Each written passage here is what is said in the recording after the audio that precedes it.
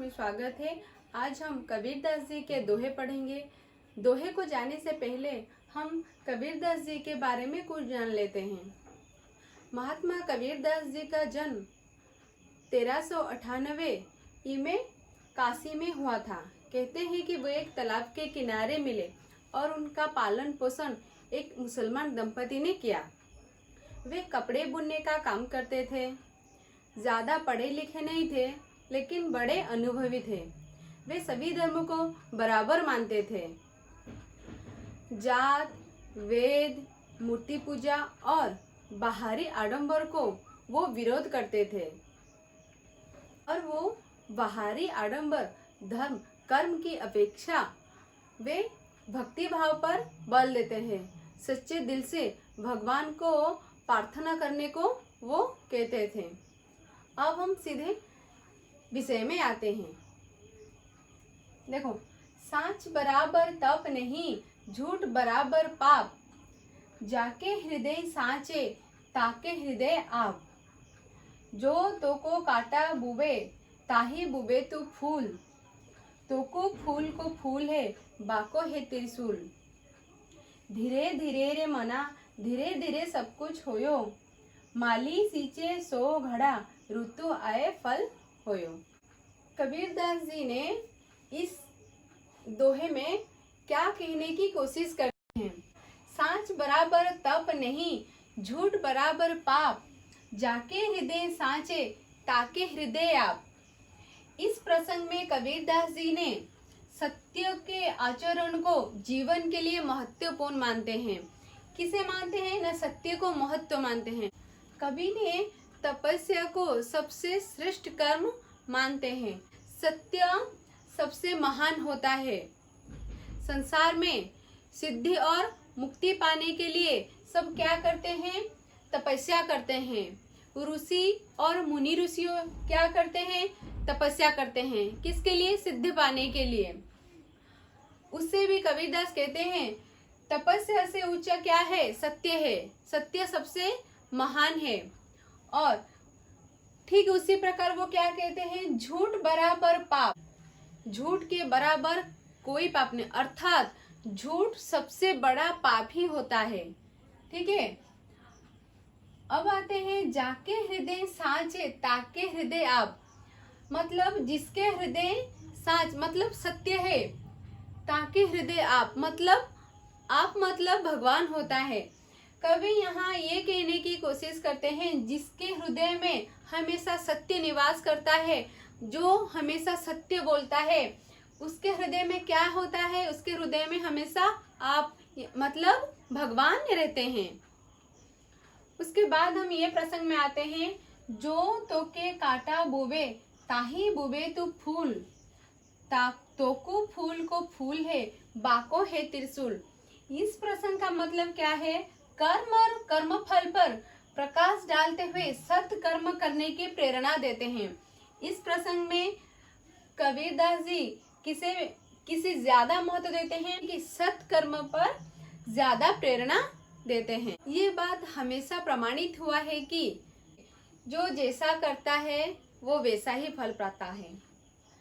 जो सत कर्म करता है उसके लिए फल अच्छा ही होता है, और जो बुरा काम करता है उसके लिए बुरा ही फल मिलता है।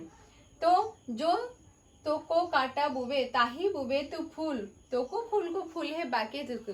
एक कहावत है, जैसी करनी वैसी भरनी। ठीक है।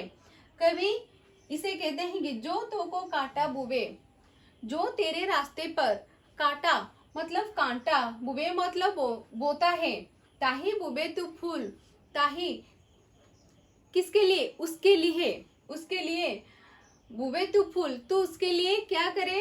फूल बिछाओ। तो को फूल है, तेरे लिए क्या है? फूल है।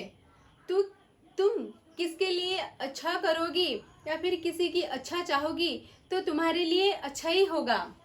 बाको है त्रिशूल, त्रिशूल का मतलब यह होता है 3 गुना। जो बुरा काम करता है उसके लिए 3 गुना बुरा होता है। जो तो को काटा बुबे ताही बुबे तू फूल। यहाँ कवि ये कहते हैं ना, जो जैसा कर्म करता है वैसे ही फल प्राप्त होता है। तुम किसके लिए अच्छा करोगे तो तुम्हारे लिए अच्छा ही होगा, और जो तुम्हारे लिए बुरा करेगा उसके लिए 3 गुना बुरा होगा। तो को फूल है, बाको है त्रिशूल। तू जो अच्छा काम करेगा, तेरे अच्छाई के लिए तुझे अच्छा फल मिलेगा, और जो बुरा चाहता है उस बुराई के लिए उसे बुरा फल मिलेगा। अब हम आते हैं इस प्रसंग में।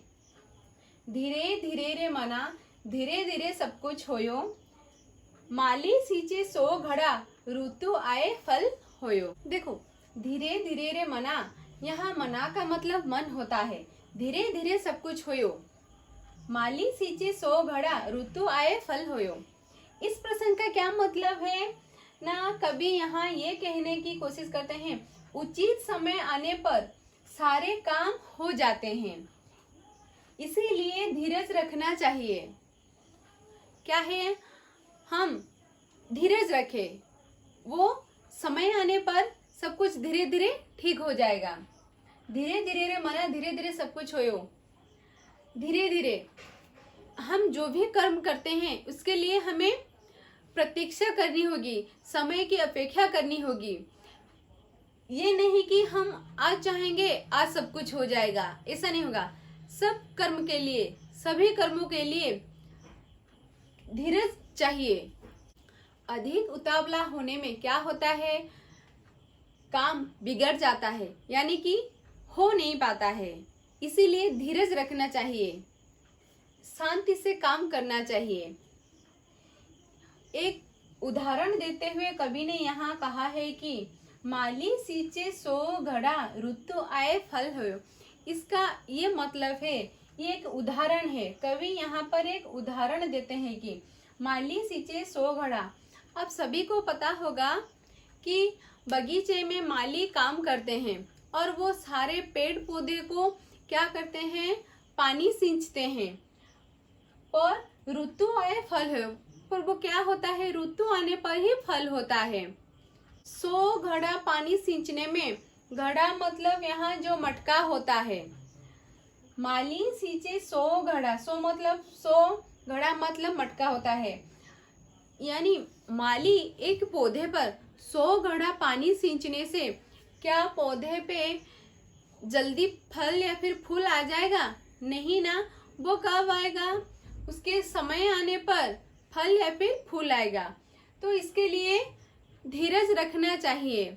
ऋतु आने पर वो अपने आप फल या फूल देगा। इसीलिए कवि कहते हैं सभी कर्मों के लिए धीरज रखना चाहिए। जो भी काम करते हो उसके लिए धीरज रखना बहुत जरूरी है। यदि आपको ये वीडियो अच्छा लगे तो लाइक करना, शेयर करना और सब्सक्राइब भी करना। यदि आपको कुछ डाउट है तो कमेंट बॉक्स में मुझे कमेंट करना। हम मिलते हैं अगले क्लास में।